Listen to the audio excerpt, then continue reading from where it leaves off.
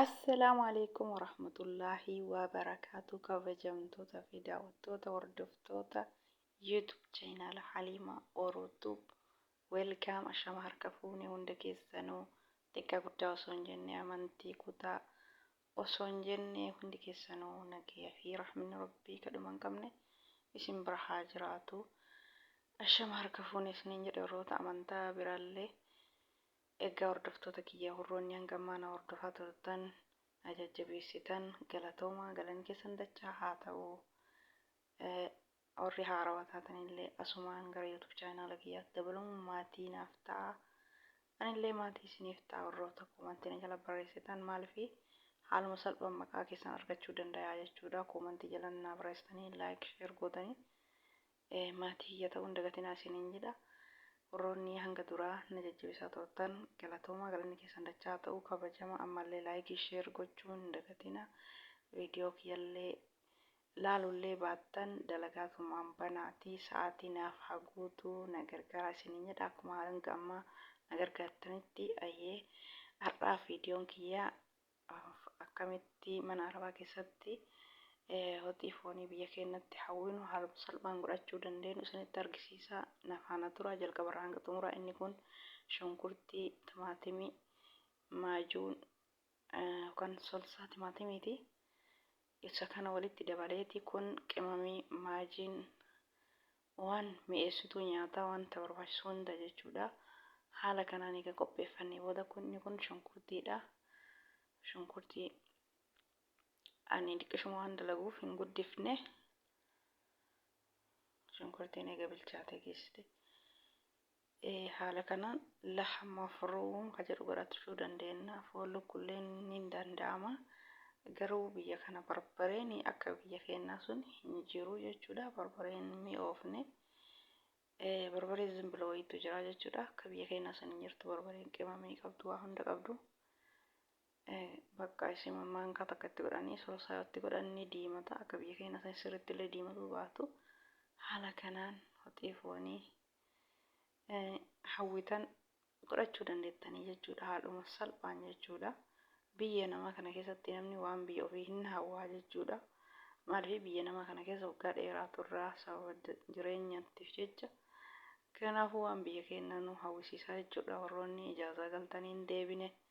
Waggaa dheeraa suma teettan jechuudha. Keessumaayyuu waan akkana kana alaa biturra akkanatti inni kun lahma mafruum yookaan foon daakkamaa jechuudha. Kun foon waan akkana kana jechuudha. Isa kana tokkoon gaha. Anam isa kana tokko hojjechuuf jechuudha. Inni kun nacci shunkurtii yookaan qullubbii adii zibdaadha. Silaa biyya keenyatti dhadhaa itti godhama. Dhadhaan waan hin jirreef zibdama kana bakka dhadhaa sanitti godhanii jechuudha. Inni kun amma shunkurtii haala kanaan barbaree maajiin wajjin akulaalla'ee jira. Haala kanaan qullubbii fi zibdaa sanitti dabalee jechuudha. Bakka biyya keenyatti dhadhaa godhan san aan zibdaatti dabalee jechuudha. Zibdalleen akkuma dhadhaati. Haala kanaan shunkurtiin keenya barbaree wajjin akulaalla'amee zayitiitti godhee haala kanaan bilchaatee yoo jedhe amma lahma mafruum itti naqinaa jechuudha. Foon itti naqinaa jechuudha. Inni kun amma foon itti naqee jira. Haala kanaan haaluma salphaan mana keessatti hojjechuu dandeenya jechuudha. Inni hawwiina isiniin jedha abshira haaluma salphaan hojjechuu dandeettanii. Gizima nyaata jiraa hojjettan keessanillee cinamaa hojjettanii jechuudha. Maaliif isaan yeroo nyaata isaanii hin hojjetin ofii keetii ati godhattee shunkurtiin urgaa'e dhageennan hin jaalatanii jechuudha. Qalbiin dhabina faaxoochee Maamadu warri mana namaa keessa jirtan jechuudha. Waaw kun haala kanaan buddeenallee godheetiin hin jira. Haala kanaan mana keenyatti dalayineetiin wanni hawwinuuf hin jiru jechuudha. Hin jirtanii namoonni akka kiyya hawwitan jechuudha nyaata biyya keenya. Haaluma kanaan haala salphaan godhattanii nyaachuu dandeettanii. Faaxoochee Maamadu akka ishee nama arbaanu qalbiin dhabina jarri hin jaalattu yeroo nu nyaata shunkurtii urgeessinu jechuudha. Hin jaalattu yoo nyaata isaanii san dalagan malee ofii keetti ati ol kaatee nyaata godhatu shunkurtii cirtee shunkurtiin urgaa'ee jennaan hin jaalatan jarri.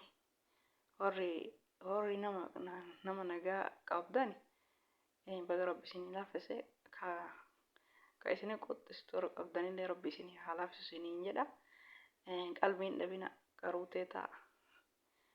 Yeroo nyaata isaanii gootan san Faaxoochee fi Maammadulleen ka mana maxaamii keessa hojjetu ni jira Maammadulleen jechuudha. Yooma nyaata isaanii gootan san shunkurtii irraa qooddanii waan hundaa timaatimillee irraa qooddu.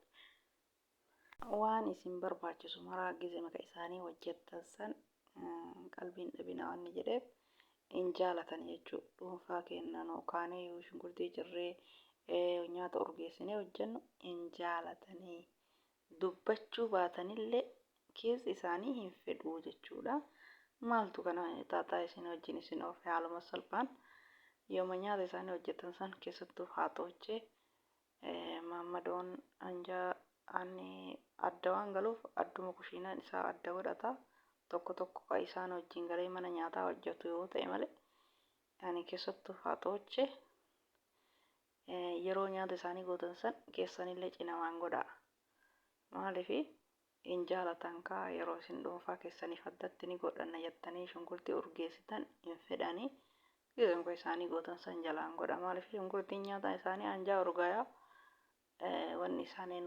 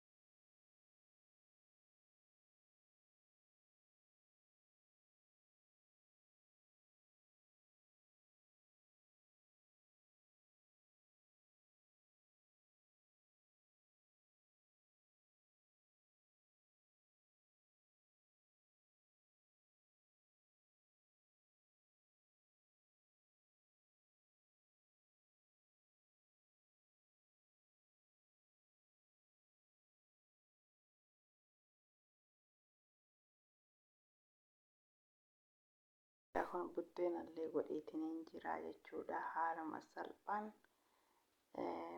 buddeenallee waxillee wanni hawwinu takka hin jiru jechuudha. Waan qalbiin keenya nu feete goone nyaachuu dandeenya. Keessumaa ruuzni isaanii kun wallaahi nama salachaa guyyaa maraa ruuza nama salachaa jechuudha. Guyyaa maraa ruuzuu nyaatan namni keenya irra caalaan isaa qixxaa haphii kana waan akka idaamaanii allichaa kana fedhaa waan akka waxii misraa kana fedhaa gizee tokko jechuudha.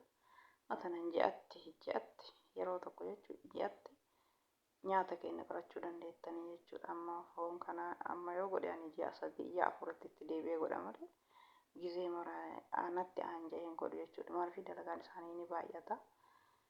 Sanii fi haaluma salphaan ji'a 3 ji'a 2tti deebi'aati.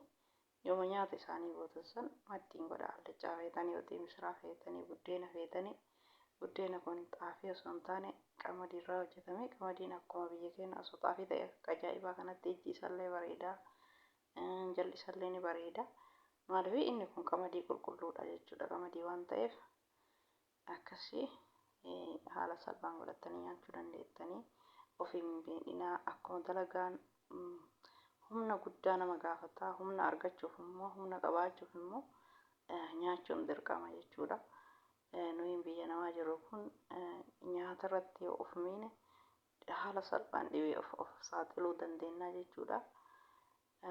Akkuma hojiin waa hedduu si barbaachisan qaamni keellee nyaata hedduu fedha. Waan argattan irraa nyaadha. Dalagaa bichaaf hin fiigina jechuudha. uummanni biraa yoo argitan akka hirribaa ka'een fuula ofii dhiqatee nyaatatti ka'ee nyaata ofii gara geeffatee nyaatee gara dalagaa ka'a. Kenna garaa qullaa akka hirribaa ka'ee mana osoo hin qulqulleessine maal jedhee nyaadha jedhee dalagatti ka'a. Ta'ullee afaan malama waa afaan kaaddaatti dalagaa malee osoo waan nyaanne gara dalagaa hin ka'inaa. Haala kanaan waan qalbiin isin fedhe godhachuu dandeettanii jechuudha. Maaliif dalagaan nurraan oolu humni keenya immoo maaliif irratti waan hin qabne firaha waan hin qabne guyyaa maraa dalagaa idimee keenya guutuu aga biyya namaa jiru kana guyyaa takka qaamni keenya rahaan argatu firiin argatu jechuudha. Mee nyaatumallee taatu dalagadhaati nyaadha ka biraa haa ta'u isaan rahaa fi nyaadhu dhugi namni hin jedhu hin jiru. Haa ta'u yaaddee namni namaa yaadu hin jiru jechuudha. Keessattuu biyya namaa kana keessatti namni namaa yaadu hin jiru.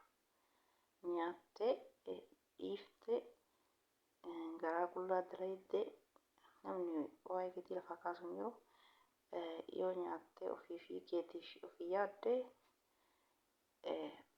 wayya malee yookaan dhibirratti kufu gaafate dhibirra kufte akka har'a dalagaa nama jaalatan kanaa miti gaafate kufte namni si fedhu hin jiru jechuudha. Abbumatu ofii yaaduu qaba. Kanaafuu waan qalbiin isin fedhe haaluma salphaan mana keessatti dalaguu dandeettanii. Duqeetillee yoo barbaadan duqeetuma adii uskuutii homaa godhasan godhachuu dandeettanii. Inni sirriitti addaata. Kuni qamadii akka biyya keenyaa sanii hin jira. Makiinaan baabura daakullee biyya kana maashaallah ni jira. Hunduu ni jira. Akkasii isiniin jedha. Kanaaf viidiyoo isinittiin dheeressu haala kanaan irraa fayyadamaa isiniin jedha.